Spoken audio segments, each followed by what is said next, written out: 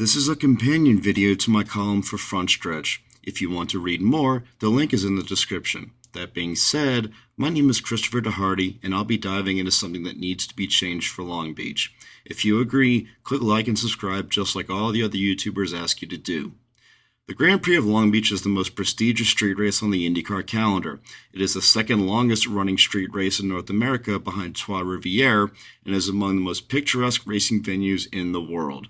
Having started as a Formula 5000 race in 1975 before switching to Formula 1 from 1976 through 1983, Long Beach has been an IndyCar staple starting in 1984 when Mario Andretti won kart's first foray onto Shoreline Drive.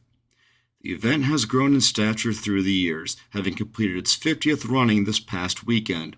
The crowds show up and show out year after year, selling out tickets and packing the grandstands ready to cheer on their favorite drivers.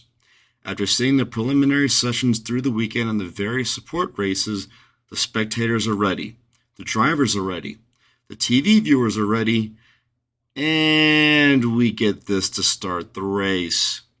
Now racing, Kyle Kirkwood leading his teammate down the straight and down towards turn one. High speed and heavy braking as they open up and try to make that move immediately. Kyle Kirkwood with the advantage, but further back they are three wide. Look like Marcus Ericsson jamming his way in there. A picturesque venue with a picturesque crowd, and we get a race start that looks more like a Stephen Wright stand-up comedy routine. Don't get me wrong, I love Stephen Wright, and he's one of my favorite comedians. But Stephen Wright isn't for everybody, and Long Beach race starts aren't for anybody. And this isn't a new phenomenon at Long Beach. As we go back through the years, you'll see that the starts at Long Beach have been lackluster for the most part. Field at the biggest event outside the Indianapolis 500, the Acura Grand Prix of Long Beach is away, and Kirkwood gets a great start. Kirkwood, no matter where you are on the track, it's time to bring the action. Really bad start by Will Power. He lost positions. Pagano coming up the outside, preferred braking line, but Will wants it back. Here comes teammate on. Now they get lined up 2 by 2 as they come off corner number 11. Only about the first 3 rows are in formation. It's kind of a staggered and stretched out start. Oh, how race here we go. Not enough. In fact, this one has the commentator surprised that the green flag was even waved at all. Well, they threw it.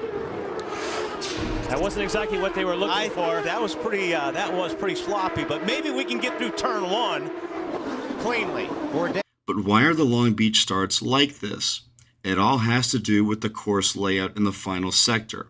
The turn 11 hairpin is a very slow corner, and there is very limited room between the hairpin here and the start-finish line here. Back in the Formula 1 days, the hairpin used to be all the way back here, but that would require a lot more street closures and cause more logistical headaches. Now there's an easy way to fix this. These cars accelerate from their pit boxes now without assistance and have a new hybrid engine component that drivers can use to start their cars in case the engine stalls. Why not showcase this with a return to standing starts at Long Beach? Standing starts at Long Beach are nothing new for IndyCar. When Champ Car ran their series finale race back in April of 2008, the series did a standing start, as had been their norm starting in the last half of 2007. IndyCar did standing starts on most street races in 2014, but the first one that year? Yep, it was Long Beach. Standing start at Hinchcliffe bogs a little bit, but the rest of the field get away cleanly. That was a good catch from James Hinchcliffe, but Pagano got away to a flyer. So too is that Carlos. The fans get more action, and the field isn't quite as spread out with a standing start. The back half of the field isn't already a third of a lap down by the time the leaders get to turn 1, so it's fairer to the drivers who had a bad qualifying run. Look at how the field looks going to turn 1 and compare that to 2025.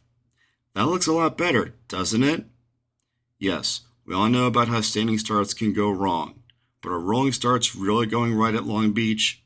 Let me know what you think in the comments below. I'm Christopher DeHardy, and I'll see you in the next video or at the racetrack.